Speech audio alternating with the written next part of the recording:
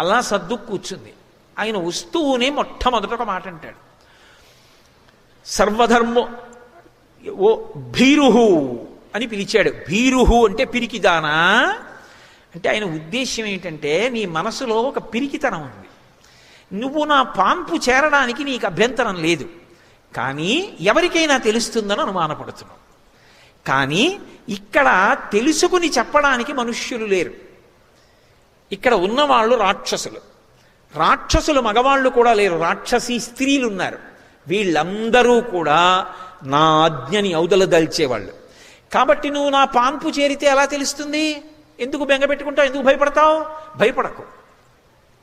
అసలు ఆవిడ అలా అనుకుందా అంటే, వంచన చెయ్యడానికి ఎలా మాట్లాడతాడో చూడండి. అవతల వారి మనసు మీద ప్రభావం చూపించేటట్టుగా, అవతల వారిని పాడు చేసేటప్పుడు మొట్టమొదట మాటలతో మొదలుపెట్టి అవతల వాళ్ళ జీవితాన్ని సర్వనాశనం చేసేటటువంటి మాటలు చెప్పేటటువంటి విశ్వవిద్యాలయం ఉంటే దానికి తనంత తాను నియమింపబడిన ఉపకులపతి ఎవరైనా ఉంటే రావణ బ్రహ్మ. అంత గొప్పగా మాట్లాడతాడు. స్వధర్మో రక్షసాం భీరు సర్వధైవన సంచయ గమనం వా పరస్త్రీణాం హరణం సప్రమధ్యమా. రాముడు ధర్మాత్ముడు, రాముడు ధర్మాత్ముడు అంటుంటావే సీత, నేను కాదా ధర్మాత్ముణ్ణి? నేనెంతటి ధర్మాత్ముణ్ణి? రాక్షసులకి ధర్మం ఏమిటి? తనకి నచ్చినటువంటి కాంతను అనుభవించాలి, పరుల యొక్క భార్య అని చూడకుండా అపహరించి తీసుకురావాలి. నీ చేశానా లేదా? నేను ధర్మాత్ముణ్ణి కాను. స్వధర్మో రక్షసాం భీరు సర్వధైవన సంచయ గమనం వా పరస్త్రీణాం హరణం సప్రమధ్యమా. ఇదంతే చారు సంజాతే యవ్వనం వ్యతివర్తతే యదతీతం పునర్నైతి శ్రోతశీఘ్రమపామివ. సీత, బెట్టు చేస్తున్నావు, నేను ఇంతలా బ్రతిమాలుతుంటే ఇలాగే నువ్వు కూర్చుంటే యవ్వనం ఉండిపోతుంది అనుకుంటున్నావా? యవ్వనం ప్రవహిస్తున్నటువంటి నది లాంటిది, ముందుకెళ్ళాక ఇక వెనక్కి రాదు. కాలములో యవ్వనం పోతే రాముడు ఎలుకోడు, నేను ఎలుకోడు, వృద్ధురాలివై మిగిలిపోతావు. ఈ పరువం ఉండగా నా పాన్పు చేరు. ఎంత దారుణమైన మాటలు మాట్లాడతాడో. తల్లి ఎంత బాధపడుతుంది ఈ మాటలు విని. అందుకే తన పాపాన్ని తాను వండుకున్నాడు మాటల చేత. ఒకడు మాటల చేత భవిష్యత్ బ్రహ్మ అవుతున్నాడు, ఒకడు మాటల చేత తన మృత్యువుని తాను తెచ్చుకుంటున్నాడు. మాట ఈశ్వరుడు ఇచ్చాడు, కానీ ఆ మాట నువ్వు ఎలా వాడుకుంటావన్న దాని చేత నీ అభ్యున్నతి ఉంటుంది. సుందరకాండ యొక్క తీర్పు. సుందరకాండ వాగ్వైభవం. అందుకే కాబట్టి ఏవం చైతతు కామంతో నస్త్వాం స్పృక్షామి మైథిలీ కామం కామ శరీరం మే యథా కామం ప్రవర్తితాం. సీత, నేను నిజంగా దోషం చెయ్యాలి అనుకుంటే ఇక్కడికి రాముడు రాలేడు, సంశయం ఉన్నాడో లేడు. నేను నిజంగా నిన్ను పొందాలి అనుకుంటే ఎవరు ఆపగలరు? కానీ నేనెంత ధర్మాత్ముడినో చూసావా? నిన్ను నేను బలవంతంగా పొందను. నీ అంత నువ్వు నా యందు అనురక్తవ కావాలి, నువ్వు నా పాన్పు చేరాలి, అప్పటి వరకు నిన్ను నేను ముట్టుకోను. ఇది యథార్థం కాదు అంటే అబద్ధమని చెప్పడానికి నేను ఈ విషయాన్ని చూపిస్తున్నాను. ఉత్తరాఖండలో ఉన్న విషయం. ఆయన ఒకానొకప్పుడు యుద్ధం చేసి కైలాస పర్వత శిఖరం యొక్క యువతలో ఉన్నటువంటి పార్శ్వం మీద నిలబడి ఉన్నాడు. రంభ అలంకారం చేసుకుని వెడుతోంది. ఆయన దుర్బుద్ధి అటువంటిది. చటుక్కుని రంభ చెయ్యి పట్టుకున్నాడు. పట్టుకుంటే ఆవిడంది, యుక్తాయుక్త విచక్షణ లేదా? నేను నీ కోడలనంది. నువ్వు నాకు ఎలా కోడలని అడిగాడు. నీకు అన్నగారు కుబేరుడు, మీ ఇద్దరూ విశ్రవసోబ్రహ్మ యొక్క కుమారులు. ఆయన పేరే వైశ్రవణుడు. నేను ఆయన కుమారుడైన నలకూబరుని యొక్క భార్యని, కాబట్టి నేను నీకు కోడల్ని. కోడల పట్ల కామంతో ఉండొచ్చా? ఇంతకన్నా సర్వనాశనం అవ్వడానికి వేరు కారణం ఉంటుందా అని అడిగింది. నువ్వు అప్సర స్త్రీవి, నీకు భర్తృత్వం ఏమిటి, నీకు ఒక భర్త ఏమిటి అని బలవంతంగా అనుభవించాడు. ఆవిడ వెళ్ళి నలకూబరుడికి చెప్పింది. నలకూబరుడు వెంటనే శాపం ఇచ్చాడు. ఇక పైన నీ యందు అనురక్త కాని స్త్రీని నువ్వు అనుభవిస్తే నీ తల 7 వ్రక్కలైపోతుందని. అందుకు సీతమ్మ జోలికి వెళ్ళాడు. కట్టుబాటు ముందే జరిగిపోయింది అక్కడ. అది చెప్పడు, దాస్తాడు. దాచి ఏవం చైతతు కామంతో నత్వాం స్పృక్షామి మైథిలీ కామం కామ శరీరం మే యథాకామం ప్రవర్తితాం ఏకవేణీ ధరాశయ్యాం ధ్యానం మరిణమంబరం మస్థానే ఉపవాసస్యా నైతా నౌపైకానితే. ఎందుకు ఒంటి జడ వేసుకుంటావు? ఎందుకు భూమి మీద పడుకుంటావు?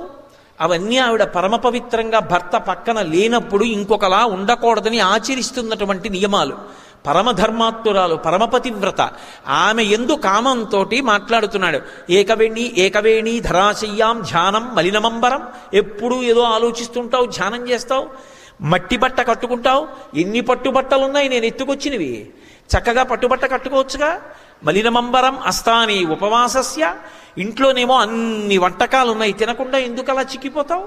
అస్తానే ఉపవాసస్య నైతా నౌపైకానితే పిబ విహర రమస్వ భుంక్వ భోగాన్ ధననిచయం ప్రదిశామి మిదినించ మయి లలనే యథాసుఖత్వం తైచ సమేత్వ లలంతు బంధవాస్తే. నేను తలుచుకుంటే ఈ భూమినంతటినీ కూడా తీసుకొచ్చి మీ నాన్నగారు జనక మహారాజు గారికి ఇచ్చేస్తాను. మీ తండ్రి చక్కగా ఏలుకుంటాడు భూమినంతటినీ. మీ బంధువులందరూ ఎంత ఐశ్వర్యాన్ని పొందుతారు. నాకు ఎందరో భార్యలు ఉన్నారు, కొన్ని వేల మంది భార్యలు. వాళ్ళందరి మీద నువ్వు శాసకురాలిగా ఉండు. నీ వెంట తిరుగుతున్నాన్ని చులకన చేస్తున్నావా? నా ఎందు ప్రీతితో చూడు, అసలు నా వంక చూడడానికి అంత వైముఖ్యంతో ఉంటామే అని. అంతకన్నా నేను రావణ ప్రసంగం ఏం ప్రవచనం చేయను. అది ప్రవచనం చేయడానికి ఉద్ధారకమైన విషయం ఏం కాదు. కాబట్టి అక్కరలేని మాటలన్నీ ఆ తల్లి పట్ల మాట్లాడాడు. ఆ తల్లి చూసింది. చూసి తృణమంతరత కృత్వా ప్రత్యువాచ సుచిస్మిత నివర్తయ మనోమత్త స్వజనే క్రియతాం మనః. ఆవిడ ఓ గడ్డి పరక తీసి మధ్యలో పెట్టింది. ఎందుకంటే ఒక మహాపతివ్రత పరపురుషుడితో మాట్లాడేటప్పుడు తనను కామించి ఉండి చూడకూడని చూపు చూస్తున్న వాడితో సరాసరి మాట్లాడకూడదని, మధ్యలో ఏదైనా అభ్యంతరం ఉండాలని ఓ గడ్డి పరక నుంచింది. కాబట్టి తృణమంతరత కృత్వ, కేవలం గడ్డి పరక నుంచింది అంటే అక్కడ గడ్డి పరకే ఉంటుంది తప్ప కాస్త మట్టి ఉండదా? ఓ రాయి ఉండదా? ఏముండవా? గడ్డి పరక ఒకటే ఉంటుందా? గడ్డి పరక ఉంటే మట్టి ఉండదు. మరి మట్టిని ఎందుకు వాళ్ళ, గడ్డి పరకని ఎందుకు వాలింది అంటే ఆమె పరమధర్మాత్మురాలు. ఆమె ఏం భీరువు కాదు, ఆయన చెప్పినట్టు పిరికిది కాదు. ఆమెకి ధర్మం అంతా తెలుసు. మనకి వేదంలో ఒక మాట ఉంది, సహస్రపరమాదేవి శతమూలా శతాంకురా సర్వగుం హరతు మే పాపం దుర్వాదు స్వప్ననాశిని అని. గరిక ఉంటుంది. గరిక వంశాభివృద్ధికి ప్రతీక. అందుకే గరిక చూడండి, మొదట్లో వేళ్ళు ఉంటాయి, ఆ తర్వాత మళ్ళీ ఇలా ముందుకెడుతుంది, మళ్ళీ వేళ్ళు వస్తాయి, మళ్ళీ ముందుకెడుతుంది, మళ్ళీ వేళ్ళు వస్తాయి. తాత ముందు తను తండ్రి అవుతాడు, తర్వాత తాత, తర్వాత ముత్తాత, ఆ ముందుకి కొడుకు తాత, కొడుకు కొడుకు తండ్రి, వాడు మనవడు, మళ్ళీ మనవడు తండ్రి, మళ్ళీ వాడి కడుపున పుట్టినవాడు కొడుకు, మళ్ళీ వాడు తండ్రి, వీడు తాత. అలా ముందుకి వేళ్ళు ఉంచుకుంటూ ఉంటుంది, వెడుతూ ఉంటుంది గరిక. ఆ గరిక వంశాభివృద్ధికి లక్షణం. అందుకే ఇప్పటికీ వేదంలో ఓ మాట ఉంది, బిడ్డలు పుట్టకపోతే ఒక ప్రక్రియ చెప్తారు. ఆ ప్రక్రియ ప్రకారం ఆ గరిక తీసి తల మీద పెట్టుకుని కొన్నాళ్ళు నియమంగా స్నానం చేస్తే సంతానం కలుగుతుంది. ఆ గరికకు ఆ లక్షణం ఉంది. కాబట్టి ఎప్పుడైనా అకస్మాత్తుగా ఇది తప్పలేదు ఎలా అనిపిస్తే ఆ దోషం పోవడానికి గరిక ముట్టుకుంటారు. ఒకసారి గరికని ముట్టుకుంటే దోషం పోతుంది. అందుకే విఘ్నేశ్వరుడు గరిక చేత పూజింపబడతాడు. సులభుడు అని ఒక అర్థం, సమస్త పాపములను పోగొడతాడు. ఆ గరిక ఆయన పాదాల మీద పడితే మరింత శక్తివంతం. కాబట్టి అందుకు వేదం సహస్రపరమాదేవి శతమూలా శతాంకుర సర్వగుం హరతు మే పాపం దూర్వాదు స్వప్ననాశిని అంటుంది. శతాంకుర అన్ని అంకురములతో వెడుతూ ఉంటుంది. అందుకు గడ్డి పరక ముట్టుకుంది. కాముకుడైన రావణుడితో మాట్లాడిన పాపము నాకు సంక్రమించకుండుగాక.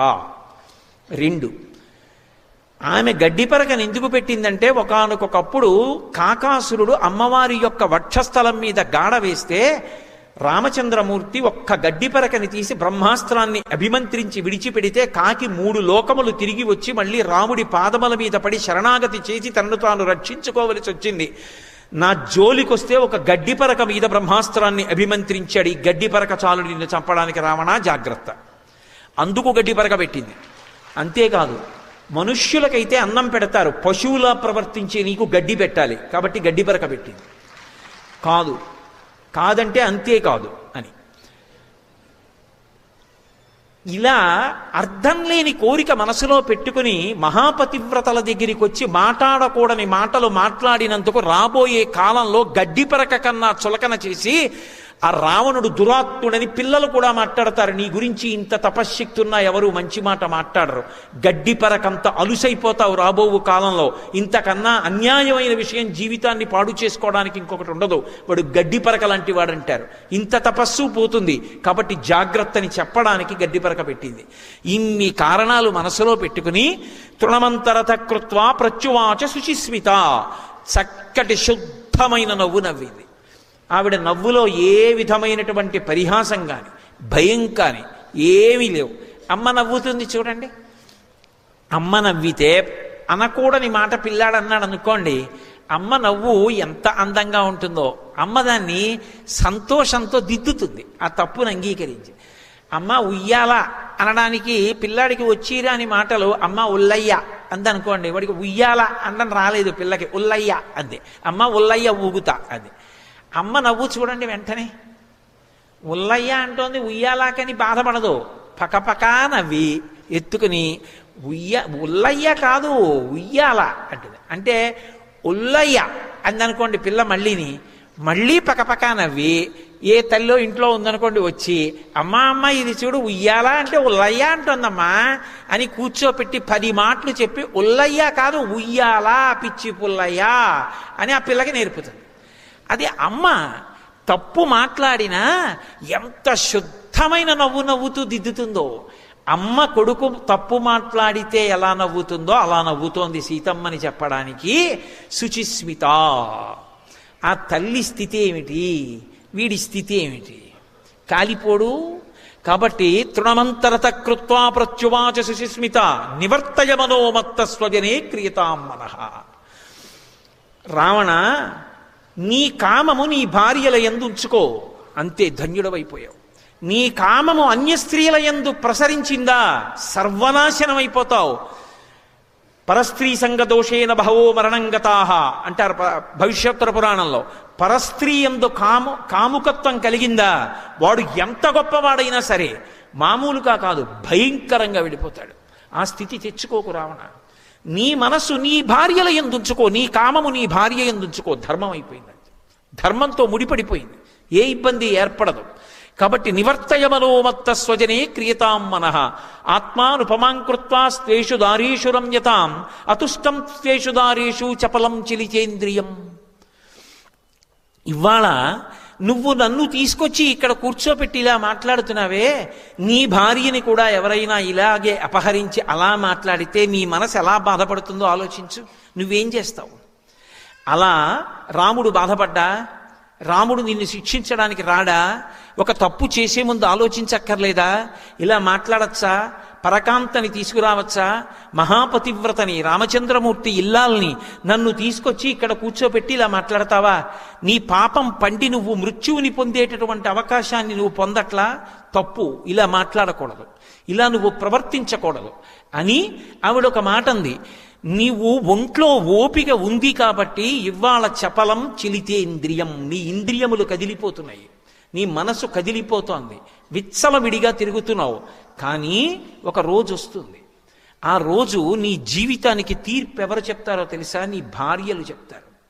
నీ కాళ్ళు చేతులు కదలక మంచాన పడిపోతే అప్పుడు ఊడిగం చెయ్యవలసి వస్తే కట్టుకున్న ఇల్లాలు మలమూత్రాలు తీస్తూ ఓపికున్న నాళ్ళు అక్కడ తిరిగాడు, ఇప్పుడు నేను చేయవలసి వస్తోంది. అప్పుడు అలా ఏడిపించాడు, ఇప్పుడు ఇలా ఏడిపించాడు. వీడితో ఏనాడు సుఖపడ్డానని ఒక్క మాట అంటే నువ్వు బ్రతికి చచ్చిపోయిన వాడివే రావణ.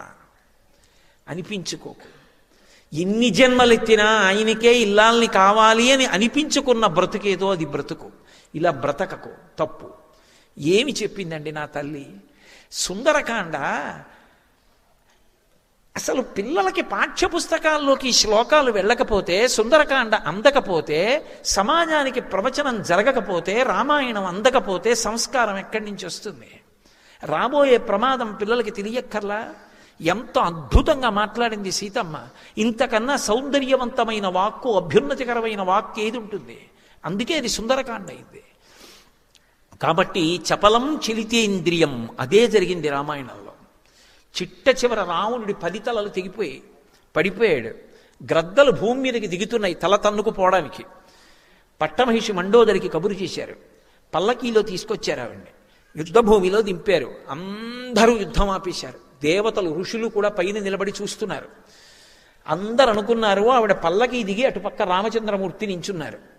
నువ్వే నా భర్తని సంహరించావు, ఇప్పుడు నీ కళ్ళు చల్లబడ్డాయా అంటుంది. మహాపతివ్రత కాబట్టి శపించినా శపిస్తుంది అనుకున్నారు. ఆవిడ దిగింది పల్లకి, ఏడుస్తూ ఆ రావణుడి వంక చూసి ఒక మాట అంది.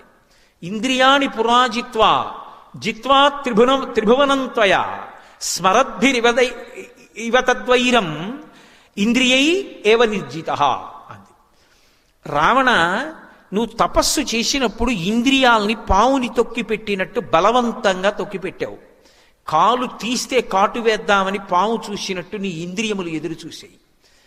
ఒకానొక నాడు తపస్సు విరమించి ఇంటికొచ్చావు, శక్తిని పొందావు, కానీ నీ ఇంద్రియములు కాట్లు వేయడం మొదలుపెట్టాయి. నీకు పరక అంతా కావలసి వచ్చింది. నాలో లేని ఏ అందం నీకు సీతమ్మలో కనపడిందిరా, నీ చావు తెచ్చుకున్నావు తప్ప. వీళ్ళందరూ రాముడు నిన్ను చంపాడంటున్నారు. కాదు, నాకు తెలుసు భార్యని, నీ ఇంద్రియములు నిన్ను చంపేశాయి. ఏమయ్యాడు? సుందరకాండలో చెప్పింది తల్లి, యుద్ధకాండలో పూర్తయింది. ఎవరి జీవితమైనా అంతే. సమాజమునందు ధర్మము నిలబడాలంటే, సమాజము సువ్యవస్థితము కావాలంటే, సమాజంలో మనసులు పవిత్రంగా ఉండాలంటే సుందరకాండ లాంటి కాండల ప్రవచనం, సుందరకాండ లాంటి కాండలు చదువుకోవడం రావాలి. లేకపోతే సమాజము వెర్రితలలు వేస్తుంది. కాబట్టి ఆవిడ అంటుంది, చపలం చలితేంద్రియం వధం చామిచ్చితాఘోరం తయాసౌ పురుషర్షభ విదితస్సహి ధర్మజ్ఞ శరణాగతమత్సల.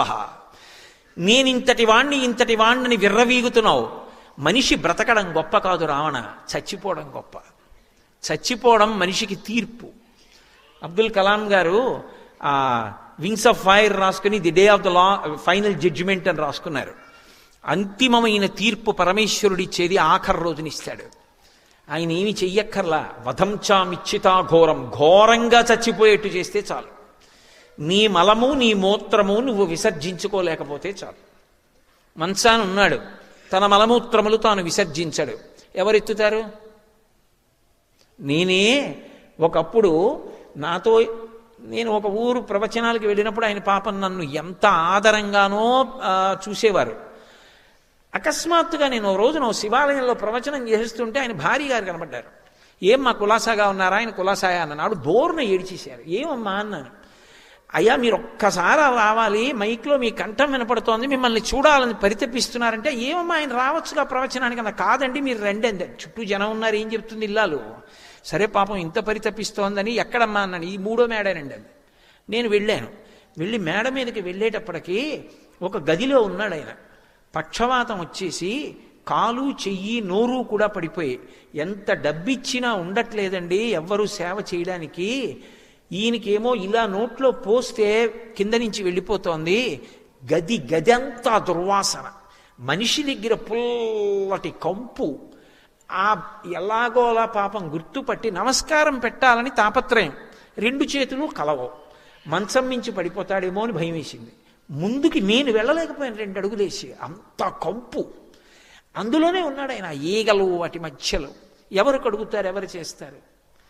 ఘోరంగా చచ్చిపోవాలని కోరుకోక. అందుకే శ్రీశైలంలో తీర్థం ఇస్తే ఇప్పటికీ చెప్తారు, అనాయాసైన మరణం వినాదైన్యేన జీవితం. బ్రతికున్నంత కాలం ఇలా చెయ్యి చాపి బ్రతకవలసిన అవసరం లేకుండా చచ్చిపోయేటప్పుడు అనాయాసంగా వెళ్ళిపోయిన వాడెవరో వాడు ధన్యుడు. ఎప్పుడు చచ్చిపోతాడా అని దేవతల దగ్గర నుంచి ఋషుల వరకు నించున్నారు అంతరిక్షంలో. అగస్త్యుడు వచ్చి ఆదిత్య హృదయం ఉపదేశం చేసి కోటావతల బారాయబోయ్ రామా అన్నాడు. బళి అన్నారు. 10 తలకాయలు తెగిపోతే దేవదుందుబులు మోగే. అది ఆ చావు. అలా చచ్చిపోకు రావణ. ఒంట్లో ఓపికున్నప్పుడు ఆవు తాగుతున్న కుడితి తాగేసి మినప్పొట్టు తింటే జీర్ణం అవుతుంది. చచ్చిపోవడం కష్టం. నువ్వు ఎలా బ్రతికావన్న దానికి ఈశ్వరుడు తీర్పిస్తాడు. దానికి జాగ్రత్త పడు. నేనంటల్లా అమ్మవారు చెప్తున్న మాట. వధంచామిచ్చితాఘోరం తయాసౌ పురుషర్షభ విదితస్సహి ధర్మజ్ఞ శరణాగత వత్సల. ధర్మం తెలిసినవాడు రాముడు. ఆడ ఏనుగుని మగ ఏనుగు దగ్గరికి తీర్చినట్టు నన్ను తీసుకెళ్లి ప్రస్రవణ పర్వత శిఖరముల మీద కూర్చున్న రామచంద్రమూర్తి పాదార విందముల యందు సమర్పించి కృతార్థుడివిక. నీ జీవితంలో సంతోషాన్ని పొందు. నిన్ను శిక్షిస్తాడనుకుంటున్నావేమో, శరణాగత వత్సల. శరణాగతి చేస్తే ఏమండవు, వెంటనే క్షమిస్తాడు. ఆయన ధర్మమూర్తి. నా భర్త జోలికి రాలేవు. ఎక్కడో ఉన్నాడు, బ్రతికున్నాడా, భూమి మీద పడుకున్నాడు, అరణ్యవాసం చేస్తున్నాడు, రాజ్య భ్రష్టత్వం పొందినవాడు అంటున్నావు. ఇన్ని చెప్తున్నావే. నహి గ్రంథముపాఘ్రాయ రామ లక్ష్మణయోస్త్వయ శునాశార్దూలయోరివా శక్త్యా సందర్శనే స్థాతుం శునాశార్దూలయోరివా. మరి అటువంటి వాడివి, అంత బలం ఉన్నవాడివైతే రామలక్ష్మణులు ఆశ్రమంలో ఉండగా ఓడించి నన్ను ఎందుకు ఎత్తుకురాలా? మారీచుణ్ణి తీసుకొచ్చి మిషపెట్టి రాముణ్ణి తీసుకెళ్ళి హా సీత హా లక్ష్మణ అని రాముడి కంఠంతో అరిపించి లక్ష్మణుణ్ణి దూరం చేసి, పిరికి వాళ్ళన్న నెత్తుకొచ్చావే, పెద్ద పులి వాసన వస్తే పారిపోయిన కుక్కలా రాముడి పేరు చెప్తే పారిపోతావే, నా దగ్గరికి వచ్చి డాంబికాలు పలుకుతావా? నాకు తెలియదా రాముడు ఎటువంటి వాడో? నీకు తెలియదా? రాముడు వస్తే నిలబడగలవా?